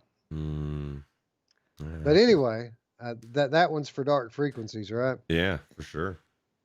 Anyway, Terminus, New England artists Jess Johnson and Simon Ward were touring their Terminus exhibition when the thing struck the world. You know, that thing we can't talk about? Yeah, that bastard. So now they've brought it to Oculus Rift for you to enjoy at home. Created as a 5-part psychedelic virtual reality experience, Terminus was actually commissioned by the National Gallery of Australia. It's already been shown at the Hyde Museum of Contemporary Art, the Jack Hanley Gallery in New York, and the Nonzuka Gallery in Tokyo before the lockdowns commenced. Once that happened, Johnson and Ward then went about compiling the various parts for home audiences. So that's what Terminus is. It's a psychedelic art gallery that really, I don't know if it was ever intended to be shown to home audiences, Roots.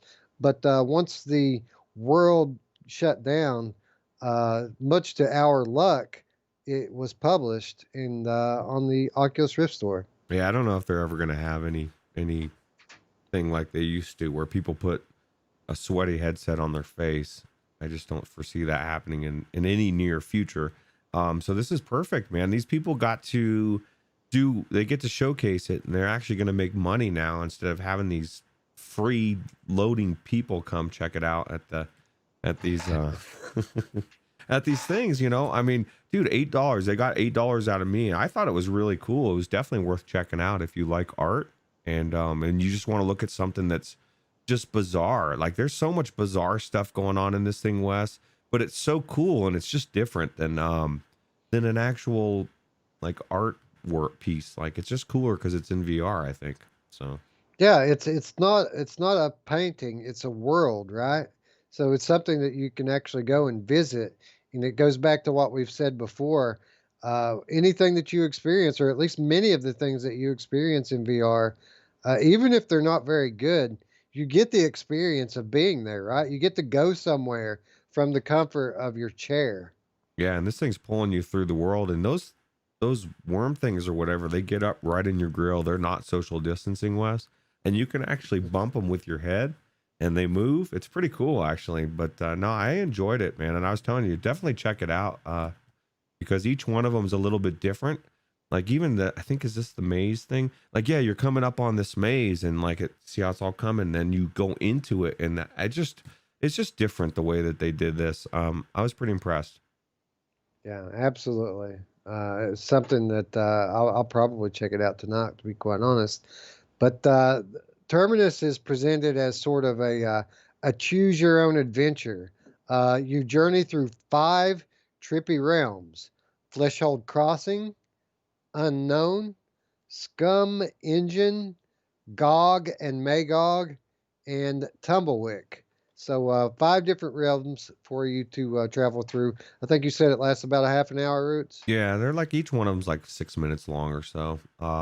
I think Tumblewick was one of my favorite ones. Made me feel like I was actually journeying through stuff, the tunnel and stuff. But each one of them is different. And there's these, I don't know what they have this obsession with, naked mannequin dolls or whatever those things are. They're doing so much weird stuff, Wes, and there's people walking backwards and climbing, and I don't know. You'll have to see. It's just bizarre as you're going through it.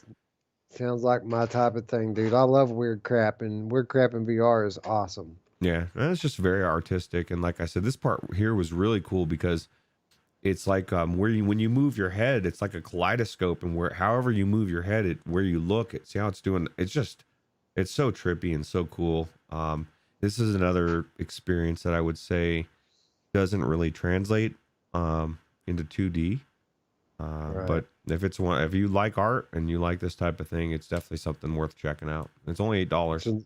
It's another Colorado experience. Yeah, it was a Colorado experience for me for sure. Real big. So. All right, re-invoke quote time. Quote: as an artist, I'm really excited by the psychological implications of being able to position an audience essentially within my artwork.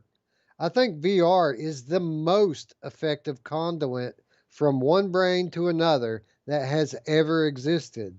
With VR, you can seduce someone who's accepting an entirely new reality, says Johnson in a VR statement. Instead of using VR to simulate reality, we've tried to make Jess's world a dream space where the rules of reality don't apply. So here we go. We have these artists here basically saying that the things that they love about VR are some of the things that we love about VR. And the fact is that you can actually escape reality and go into these different worlds, these different realms where the rules of our current reality don't apply. Yeah, I just think it's cool, man. Going into somebody's artwork, art is so subjective, and getting into somebody's mind. I feel like this is like really is a peek into this dude's mind, and I'm telling you what, it's fucked up. Something's going on in this dude's head, but I like it. It was really cool. It was just very unique. A lot of symbols, a lot of Illuminati symbols all over the place, dude. I was everywhere, but it was definitely cool. Well, I know how to be successful, don't they? Yeah, dude, you get pushed, man. Just got to throw that 33 out there everywhere. Get that 33 rub, bro.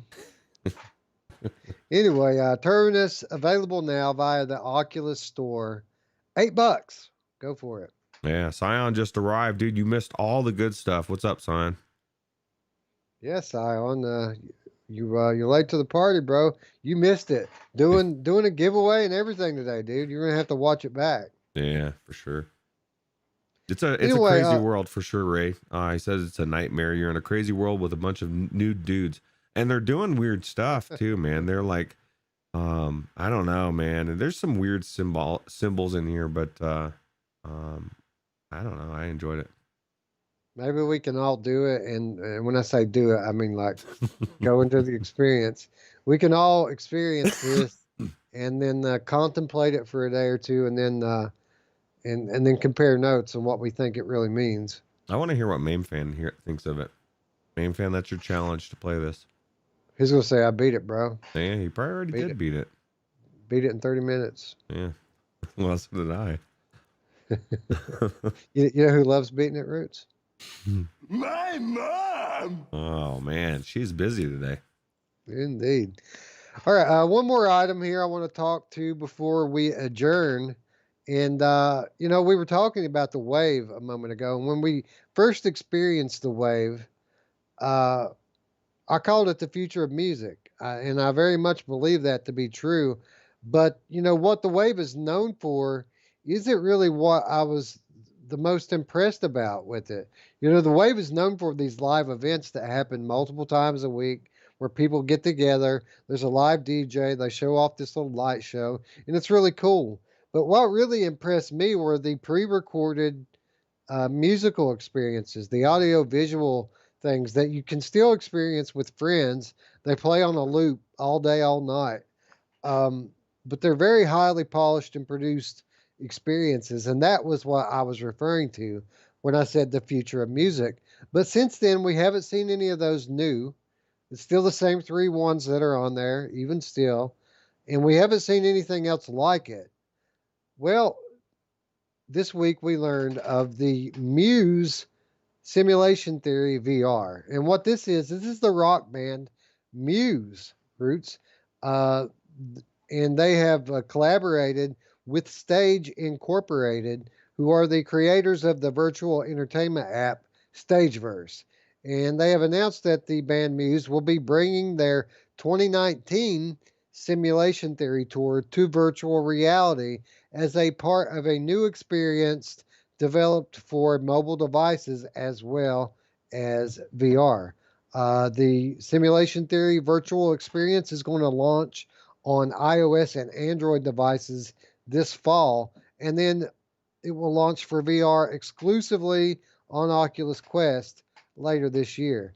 So what this is, Roots, this is a virtual concert, 360 footage taken from one of their shows that they held back when people did such things.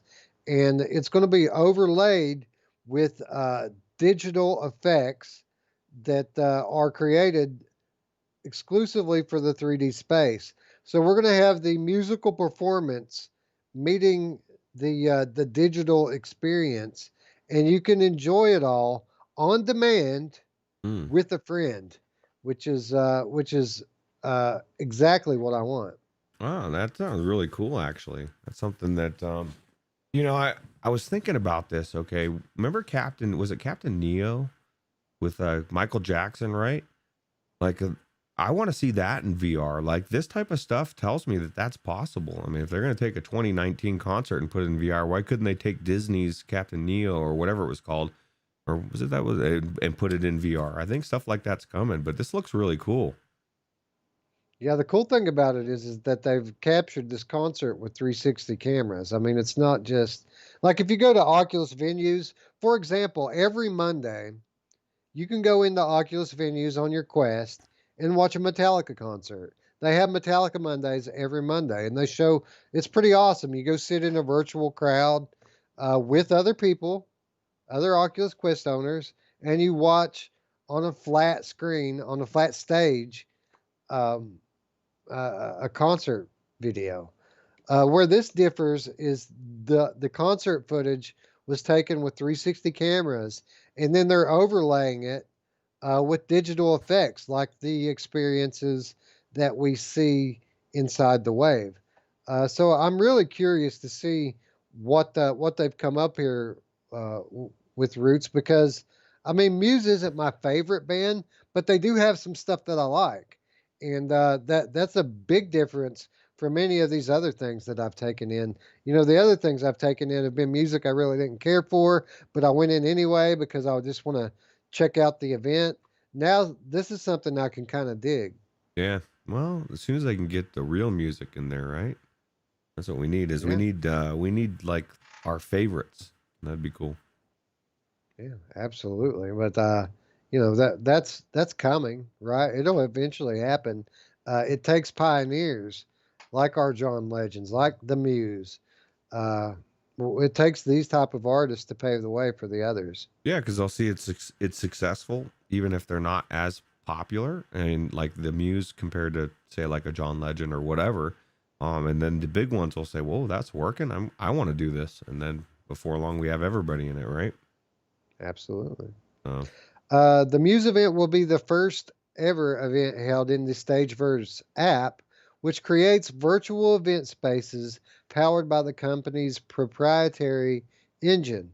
Users will be able to attend the event with a custom avatar, meet up with other attendees, and experience a version of the band's 2019 Simulation Theory Tour in a purpose built virtual concert venue.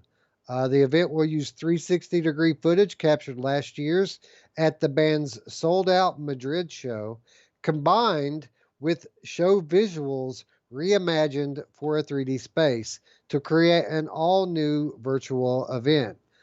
Users will also be able to experience the show from multiple viewpoints. So that's kind of the important thing about having the 360 footage Roots, is that you and your friends that come into the thing with you are going to be able to move around, take it in from this angle, take it in from that angle, move around in this virtual space, and really enjoy yourself.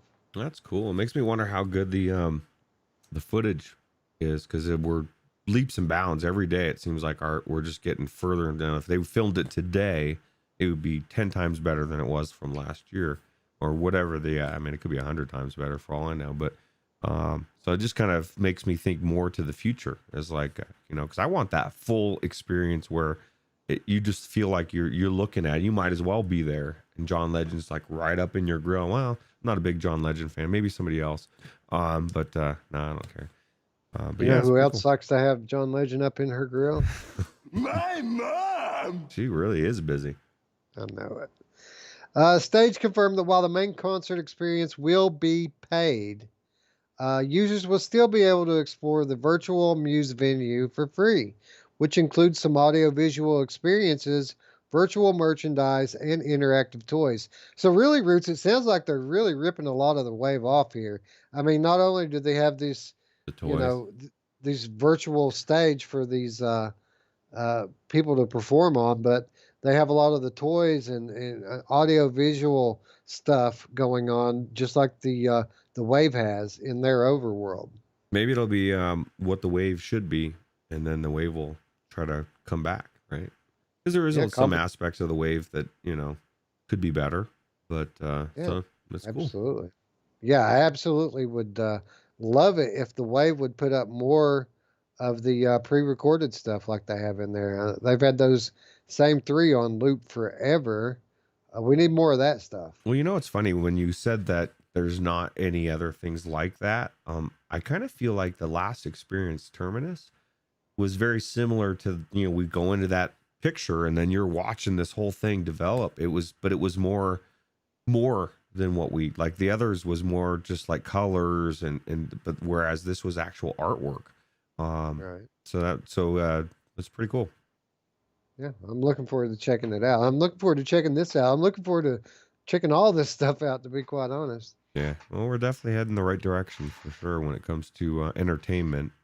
You know, because I don't want to go to the movies anymore, Wes. I don't want to go to concerts. I want to do it in virtual reality so that you know, people aren't near me. I don't really care about. You know, that's one of the things that I've realized with this whole COVID thing. And I said the C word. I miss people. Like, I like crowds. I didn't know that I like crowds more as much as I know now that I do. I like being around a bunch of people, and it's a sad day. Well, that's the good thing about VR, though, right? Is that lots of people at any given time in VR, you just got to know where to go, right? Where the people are. That's true. And well, the best part about it, the VR, especially this type of stuff, is like I could have never hung out with Mepper in real time. You know what I mean? And we've spent a lot of time in getting to know people, and that's what's cool about these kind of spaces is you get to hang out with people, and even though you're not there in real life, you're getting to know them. You know, so it's cool. And what the great thing is about this experience specifically is, you know, when we hear about these things, we hear about the John Legends, we hear about the Reggie Watts. When we hear about all these things that we want to go check out, there's always, you know, this date, this time, and if you miss it, you miss it. And Roots, most of the time, I miss it, right? So the good thing about this is not that. This is on demand. So I can pay for this. You know, you can pay for it. Our friends, our viewers, our community can pay for it. And then we can go into it whenever we want and experience it together. And I think that that's really important. It's one of the big things that really bugs me about the Wave is that they have all of these experiences, all of these shows, you know, multiple times a week. But if you miss it, you miss it. And that's what I really appreciate about this specific event is that I'm not going to have to miss it. I'm going to be able to check it out on my own time. That is cool, and I think the Wave is dropping the ball when it comes to that kind of stuff. Like, I get it when it's Scott Marshall and or just whoever the regular DJ or whatever. You know, you don't need to have every single one of those ones on the wall. Maybe just the best ones or whatever. But they just did like special ones, right? Why are those not on the wall? Like just the same 3 ones over and over again? Like at some point, dude, just put it on the wall and make 10 of them. Like, I don't understand. Like, why are you limiting it to these 3 same ones for the last several months? It's pissing Roots off. Yeah, I know, right? It's just so good. We get mad because the stuff that's in there is so good. We want more of it, and it just doesn't seem to be coming, does it? No, yeah, because I was naive, Wes. When we went in the first time, I thought, okay, this is it. We're going to see one of these, a new thing every single week. And then we found out, okay, these 3 are it. And these are the 3 that are going to be there forever. 2024, bro, you're going to be playing the same experience. Yeah, as we got in there and got to know the regulars, they all kind of just told us, oh, yeah, those things over there, yeah, those have been there forever, dude. We don't even watch those anymore. Well, Cyan says file size. It could be file size, Cyan, per se, but they could switch them out. They could, I mean, there's just a lot of stuff they could do. It's just limiting themselves, really. And then that's what irritates me is it could be better if they just switched them out or they added the ones like the special ones that Wes and I missed, because I've missed every one we've talked about, whether it was Reggie Watts or, you know, every time we talked about it, I would always find out, oh shit, I just missed it like an hour after. And yeah, and those experiences, the 3 that they do have, they're not installed on your computer anyway. Those are hosted locally at the Wave because they're not on demand. They're looping, right? Every 15 minutes or so, it starts again. So basically, you have to wait on it to start and then jump in with your friends. Yeah, well, then that is even better in this respect. On demand is the future, right? Absolutely. But anyway, I've got a quote here from Muse, the band who actually is behind all this. They say the music of simulation theory was conceived as a 50-50 blend of analog and electronic instruments. So our goal has always been to create experiences that redefine the human role in programming and technology. We can't wait for our fans to be able to truly immerse themselves in our simulation theory world and take full advantage of everything that Stageverse will offer. So there you have it. Basically, these guys are embracing technology, and I think you can appreciate some of their sentiment roots. You know, I'm not real familiar with a lot of their music, but they had that one hit song, right? And I know if you heard it, you'd recognize it. But it was kind of this rise up song. Mm. I'd be surprised if Alex Jones didn't use it as bumper music on his show, because Probably. it has a cool message. Yeah, probably. He does get all the good songs in there. Yeah. So, even though frogs are gay. Yeah. Anyway, music simulation theory virtual experience is set to launch soon for mobile devices, and again will come to VR exclusively on Oculus Quest this fall. So, Roots, are you convinced yet, man? Are you going to get yourself a Quest? Quest 2. Yeah, absolutely. Yeah. We're too close to the end of the Quest 1 cycle for me to consider it now. And if the Quest 1 had came out without the limitations that we've talked about so many times that bug me, the comfort and the size, and I would have already owned one. Absolutely. I guarantee you I would have owned one. Because every time it goes through my head, those same things keep stopping me. And now that we know that the second one's coming at some point, it'd be hard for me to pick one up now. Yeah, I'm kind of in the same way here because I've got my Quest and I'm using it as my primary headset now, and I'd like to upgrade it. I'd like to make it more comfortable with some comfort mods, a new strap, maybe maybe a new faceplate for it. But the fact of the matter is that for all I know, we could be a month away from a new one, and if that new Oculus Quest offers any kind of upgrade, then I'm going to get it. So I don't really want to sink any more money into this one, knowing that I could be buying that one in a month, 2 months, 3 months. Yeah. So I'm just going to kind of chill, I guess. Yeah, we're so close. That's how I feel. So. Scion says the Museum of Other Realities updates a lot. It absolutely does because they constantly have different things going on in it now. Like now, they're doing some kind of like virtual fashion show, I think. So I don't know what the point is in that, but they're going to have a runway with virtual models, like showing off virtual fashion. I don't know. It's kind of a weird thing for me, but yeah, they're always doing different kinds of artistic things, different kinds of exhibitions. So yeah, it's always updating. VR fashion show. Yeah. Something different for sure.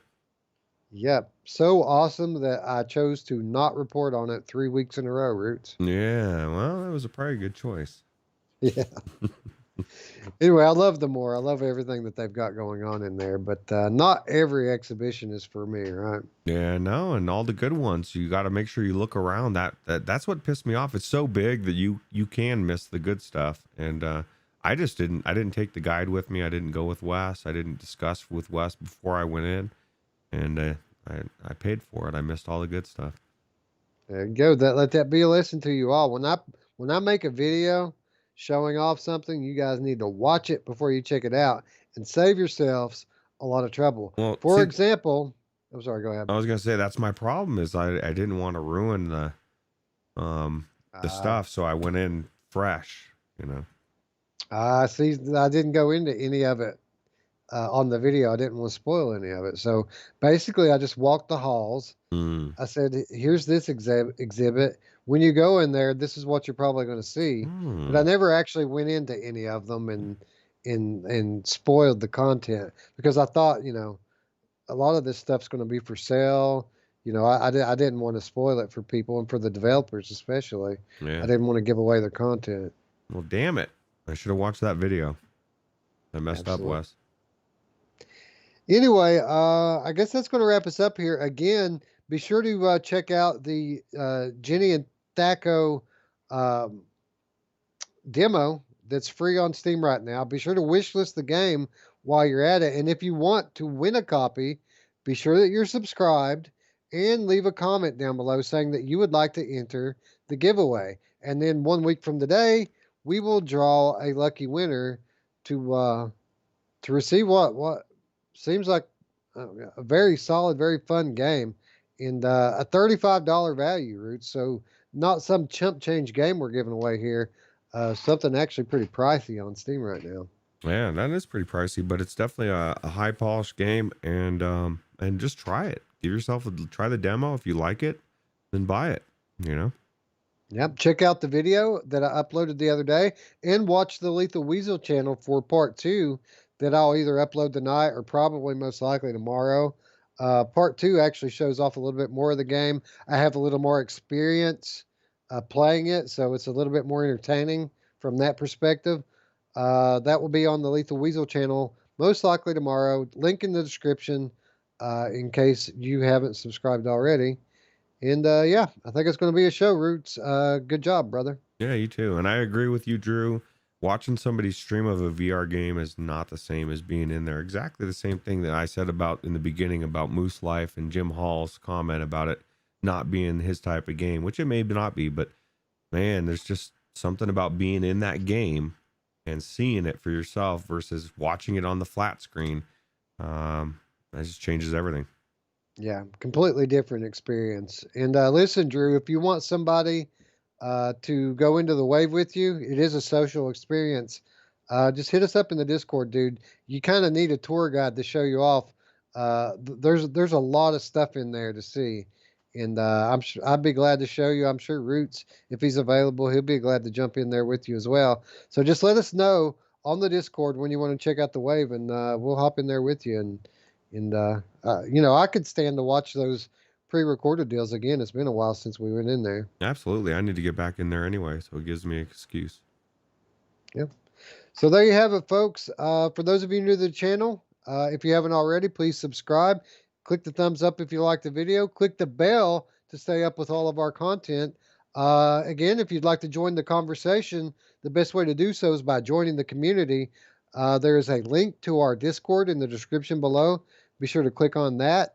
And for those of you who would like to do a little bit more to help our channel and our community grow, you can do so by supporting us on Patreon, whereas for little as $3 per month, you can gain access to our weekly show notes as well as the Money Show, which is an awesome piece of content that we've been putting out about one a month.